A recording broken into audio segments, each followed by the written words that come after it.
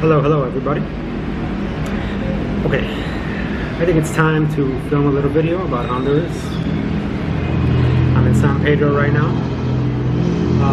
Before I go any further, I just want to say, take a few seconds to say thank you to all the people that watched my previous Cuba vid, all the people that watched and liked. I just want to say thank you. Thank you so much for watching it. I really do appreciate it. It really does mean the world to me. So again, thank you very much. I appreciate that. I apologize for the noise. There's not much I can do about that. But seeing as how you clicked on the video, let's go ahead and not bury the lead any further. So I was basically literally physically assaulted here by the police. They used literal violence, literal physical assault by the Honduran police here well, not here in San Pedro, but actually near the border of Guatemala. Okay, so let's try to unpack this because context matters. Okay, so here goes. Okay, so I bought my ticket at the terminal to head to the border, and everything was going great. I was on my way there, and then suddenly, 2/3 of the way there, about 4:30 or 5 a.m. in the morning, things kind of took a turn. So there was a young Japanese couple, young man, Japanese, who hopped on the bus, and they sat right in front of me. And so we're headed there towards the border, and all of a sudden the bus stops, and there was somebody on the bus. I guess he was at the terminal, and he helped the guy sell me the ticket. And I guess he was in the bus with us, and he basically pointed at me, and he said, "You, Mr. Cuban," because he knew I was a Cuban national. He's like, "You, Mr. Cuban, get off here." And I was like, "No, I gotta go to Rio Hondo." And I showed him the ticket, showed him the bus ticket, said Rio Hondo on it. He's like, Mr. Cuban, this is your stop, you gotta get off." And I was like, "No, I'm not gonna get off. I still have another 60 miles to go to the border." So we keep going.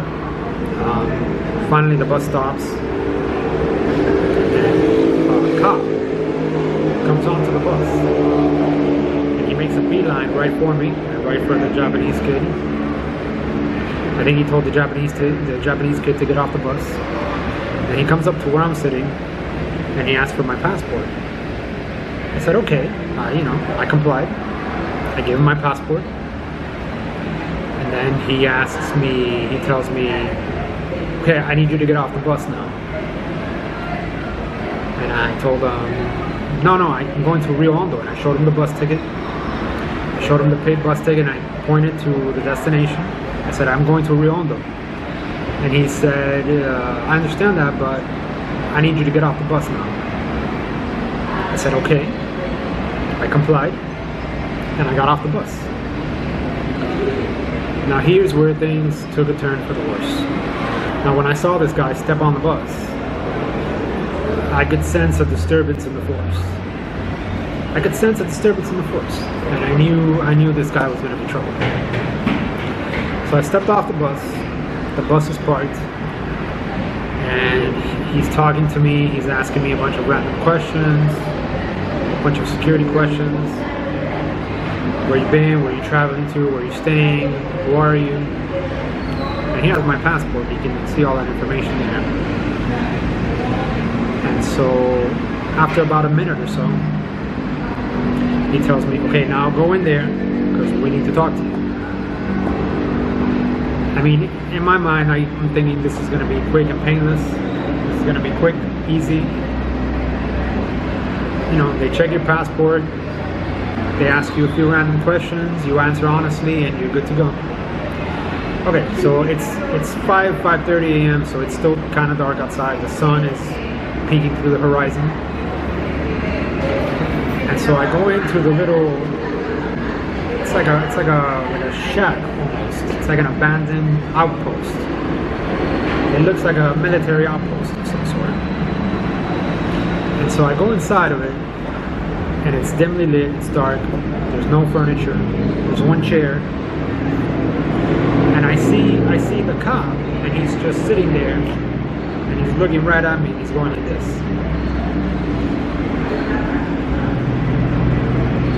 And he's just looking at me.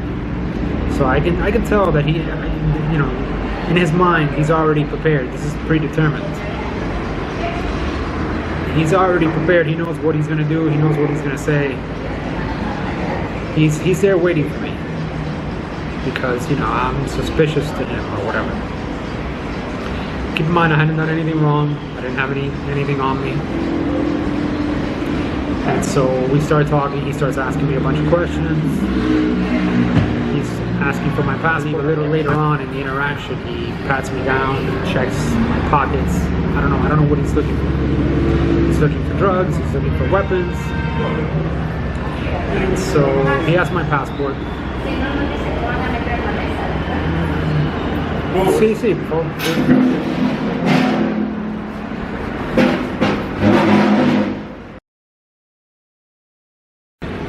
Okay, sorry about that. People kept walking around, throwing off my concentration.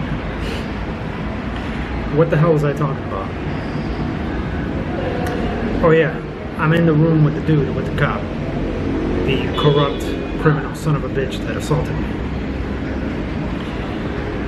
So he's asking me questions, and then he tells me,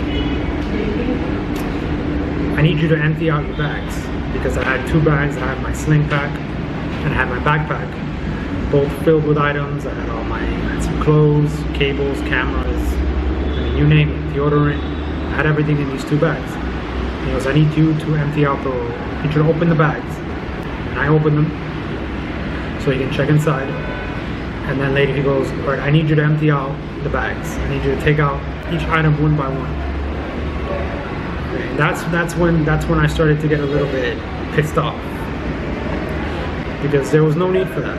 The bags are open. I told him, check inside, grab your little flashlight, dig in there, look around, and search for what you're gonna search for. You don't have to take out each individual item and put it where. There's nowhere to put it. There was one chair. There was no place to put the bags, so I have to put everything on the floor. And then he basically starts, he opens the bag's already open, he takes out the items, he's taking out my clothes, everything, cameras, chargers, passports, everything. All the clothes, everything, he's just laying out wherever the hell he wants. I apologize about that, by the way. And so I tell him, again, you don't need to empty out the bag. Just search in there. And then he starts getting agitated, he starts getting emotional, he starts getting upset, and then he starts screaming, he starts yelling, and he tells me, am I not allowed to search you? Am I not allowed to search you? I think I'm allowed to search you. And I'm like, go ahead and search. It's right there, the bags are open, there's nothing in there. And I'm telling him over and over, I don't know what you're trying to find, I don't know what it is you're looking for, but it's not there. You're not gonna find anything in there. There's nothing in there. I don't know what you're looking for. And I'm telling him this. I'm trying my hardest to convey this to this moron cop. And then finally he gets up in a rage after saying, I'm here to search you. Am I not allowed to search you? And then he grabs me by the shirt, and then he just like shoves the shit out of me. Like hard, like violently, just pushes me back as hard as he can. Of course I go flying back. Thankfully I didn't fall, but I go stumbling back. And honestly, I wasn't even mad at that point. I was just shocked and surprised by what the hell was actually going on. Like, I stumbled back, he shoved me hard, and I'm just like, is this really happening? Are we really doing this? And so to show him that I wasn't intimidated by him, that I wasn't afraid of him, what I did was I quickly walked up to him and I got in his face.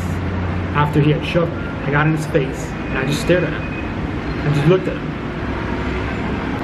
He had a gun. Obviously, he had a gun in his holster. He could have used it. I mean, he didn't. He didn't even like position his hand over the gun. He didn't touch it. He didn't grab it. He didn't brandish it. I mean, this guy is a psychopath, but he's not stupid. He knows not to grab that gun because the consequences would be dire. What are you gonna do? You're gonna shove an American tourist, and then you're gonna grab your gun and shoot and kill an American tourist, and then you're gonna have a dead American tourist there laying by your feet? I mean, that would be the end of you, really. Forget about your livelihood, forget about your career as a cop. That would be the end of you. And so I get up in his face and I just look at him and I just stare at him, basically saying it without saying it. Do it again. Let's see if you can do it again.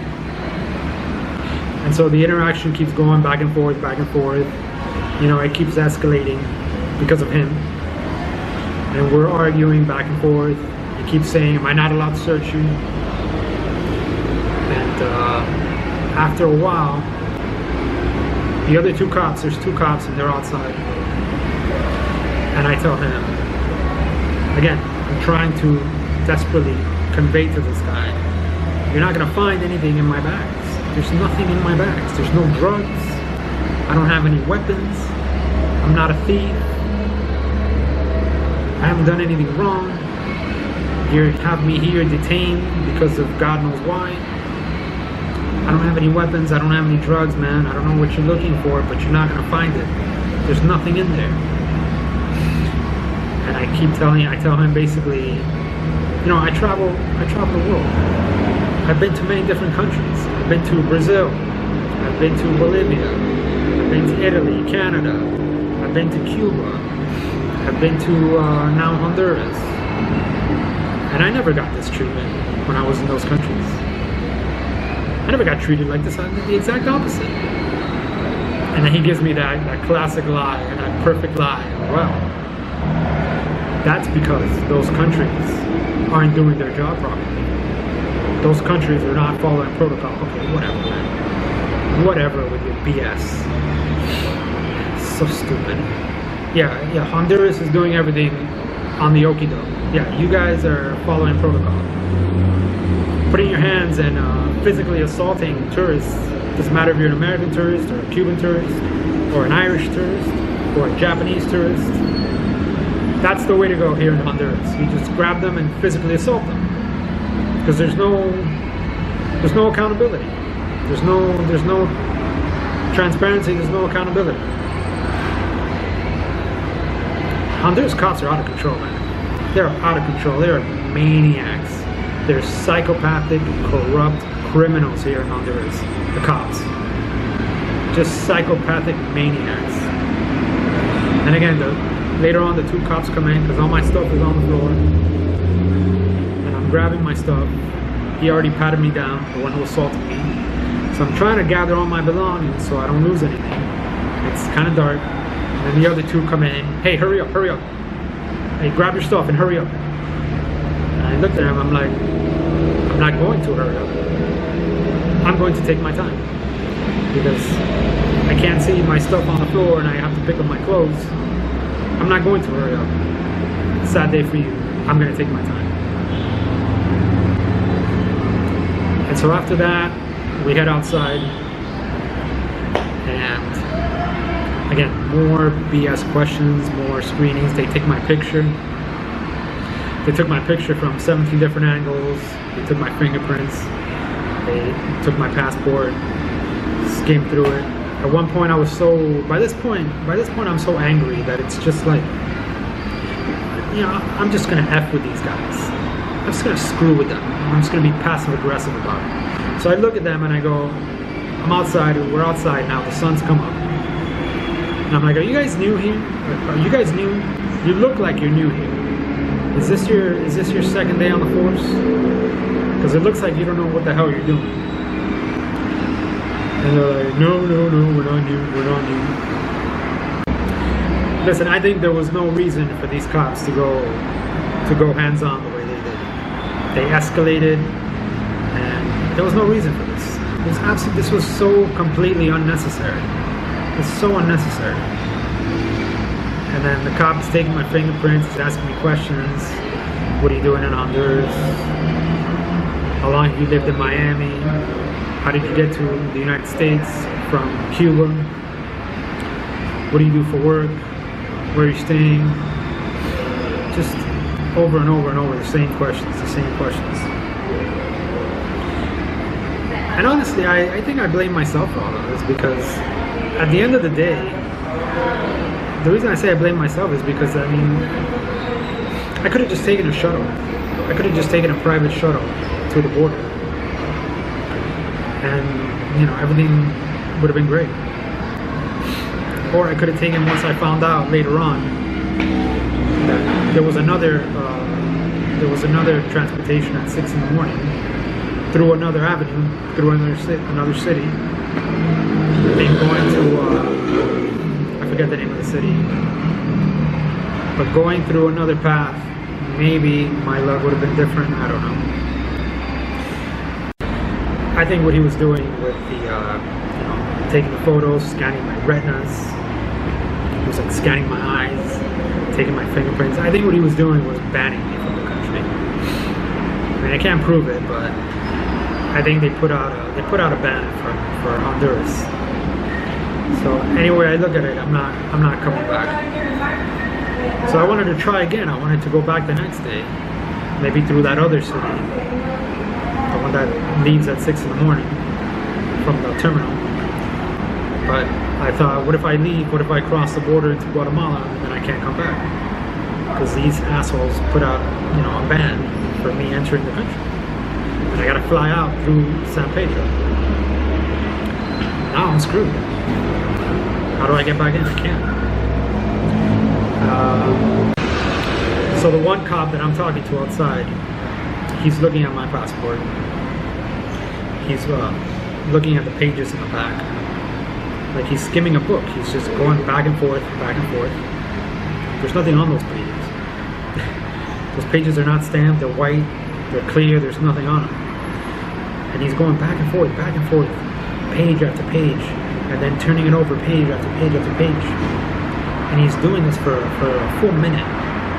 And I'm sitting there and I'm just staring at the guy. I'm trying to comprehend what is happening here in this whole ordeal. I don't understand that, man. Because they didn't arrest me. They can't arrest me. All they could do is just illegally detain me. They didn't arrest me. They didn't brandish a weapon, thank God. And I'm looking at him and he's just going through the pages in the back and there's nothing in there. Finally, I'm just like, I'm so angry and I just snap and I go, bro, what are you doing? What are you looking for? There's nothing on those pages. Those pages are blank. There's no stamps on them. They haven't been stamped. There's nothing on them. There's just blank pieces of paper. Why do you keep skimming through them? What are you doing? What are you doing? What is it? And of course he doesn't answer me. And he just keeps looking through the pages, like a psychopath. And I'm like, what are you doing? What are you looking for, man? What are you looking for? There's nothing written on those pages. I'm getting angry just thinking about it, man. And so I'm talking to him and, you know, time keeps going. I'm there for like, it's been 20, 25 minutes already. The bus is gone. My bus, the one that I was supposed to take, I was 60 miles from the border. I was close. The bus is gone. It was parked there and it's gone. I noticed it when I was inside with the other car. And so I look over to my left at some point and there's a bunch of people just milling around. And who do I see? I see the Japanese guy. The Japanese guy is standing right there. He's just looking around because they pulled him off the bus for no reason. They racially discriminated against this guy and me. They racially discriminated and they took him off the bus. They made him miss the bus. The bus is gone. There's no bus. It's gone. It left without us. Even though we were so close. And he's there. And now he's screwed. So that's pure discrimination, man, just because he's Japanese. He bought his ticket, he didn't do anything. They just pulled him off the bus like me. And it was crazy, man. Like, he screwed. I don't know what he did. I don't know how he was able to get back. Hopefully he had money, because in that town, that nearby port town, there was a nearby port, a nearby, what's the word, checkpoint, about half a mile down the road.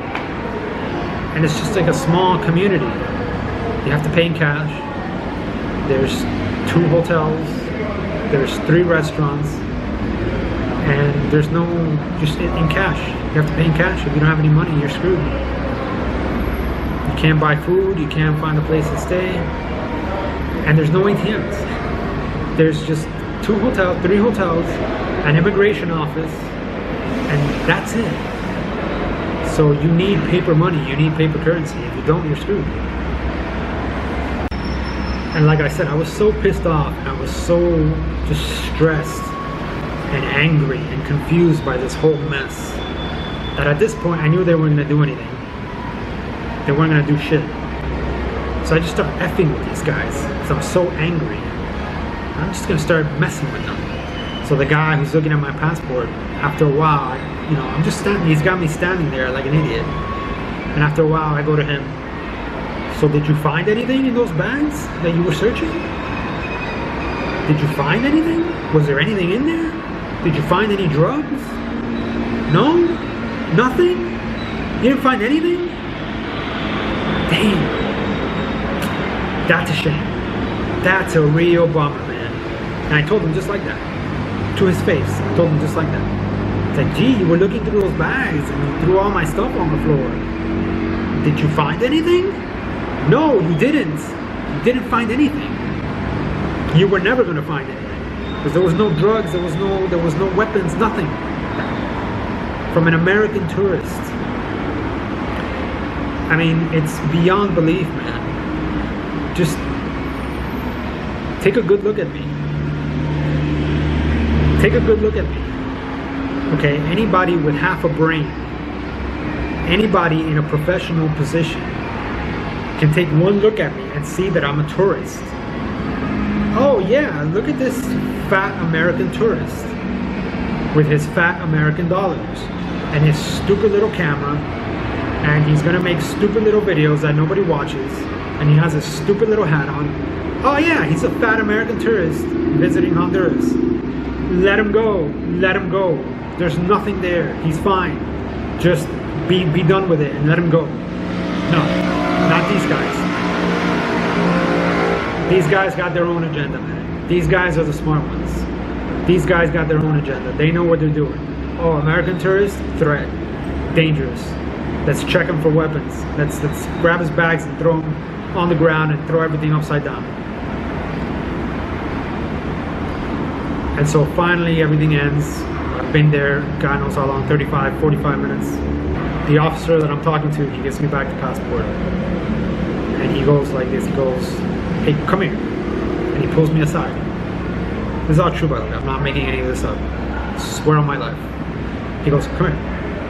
He pulls me to the side of the road, and then he starts giving me the spiel, right? You know when your girl breaks up with you, and she tries to like soften the blow, and she goes, listen, I need some me time. It's not you. It's not you. It's me. I just need to be by myself right now. You know, trying to like deflect some of the blame. But this is what he's doing. He's like, you know, this is protocol, and I understand you guys got into a heated thing back there, but this is what we do, and we need to do it like this because of reasons and things, and you know, this is how they feed. You know, they're on our ass to be this strict and blah blah blah blah blah blah blah. And I'm just like, yeah, I get it. Okay, yeah, I understand. This is a messed up situation. Yeah, considering your officer, you know, considering your officer put his hands on me and physically threatened, not threatened, physically assaulted me. Yeah, you know, it's not good, but this is how it is. It's got to be this way. We got to watch out and all this crap. And finally, gives me my passport. Whatever. Goodbye. I'm like, I don't want want to see you again. But before he leaves, I go to him. Hey, what's your name? Can I get your name? Can I get your name? And this is what he does. I swear to God, this is what he does. You know, here's the thing. It's like, you know, what had happened was, he didn't give me his name. None of them gave me their name. I asked them repeatedly, over and over, for their names. They didn't give it to me. They were never going to give it to me. Because they're corrupt, criminal tyrants. They're corrupt criminals. The Honduras Police Department is corrupt criminals. So they were never going to give me their names. I'm going to be hard-pressed, man, to find another country that, in my eyes, is worse than Honduras. It's going to be very difficult to find another country. I mean, this is how you treat... Forget about your citizens. I know you treat your citizens like this. But this is how you treat tourists. It doesn't matter where they're coming from. This is how you treat tourists. You racially profile them, you racially discriminate them. And then behind closed doors, right? Where there's no accountability. You know, you violate their freedoms and you assault them. You physically assault them. This is what you do? Really? If that's the case, man, ban me from the country tomorrow, because I don't want to come back here. Why the F would I want to come back to a country like that, to a racist, discriminatory country like Honduras?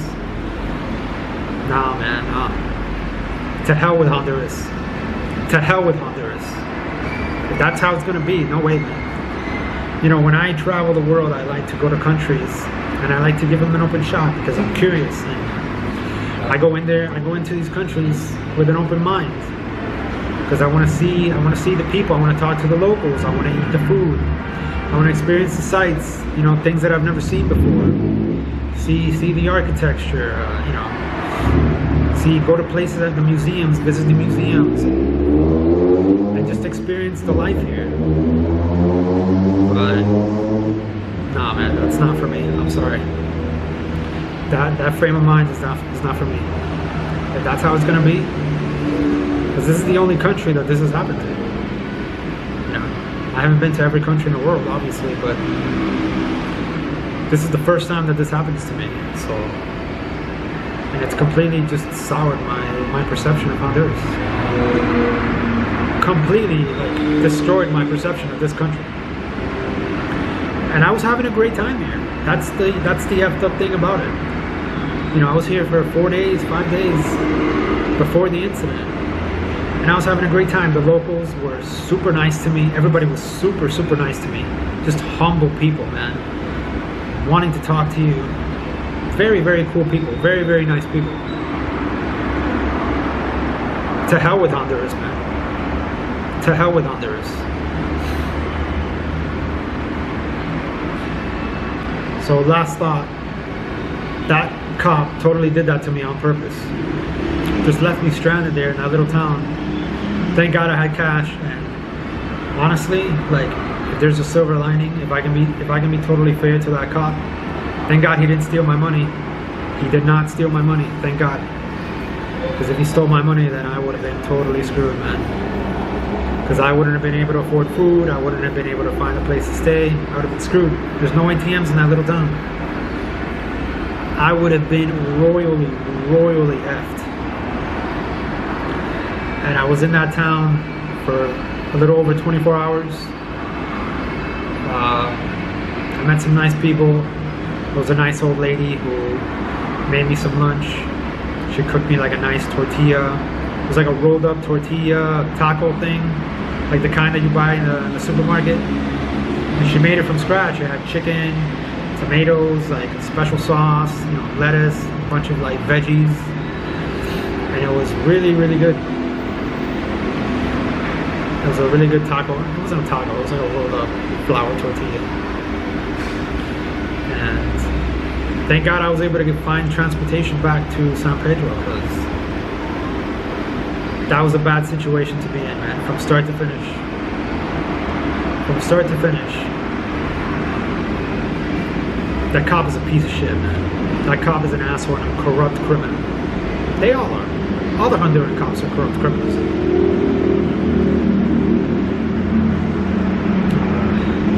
But yeah, that's pretty much it on the matter. That's pretty much it on the matter. I don't have anything else to say. Yeah.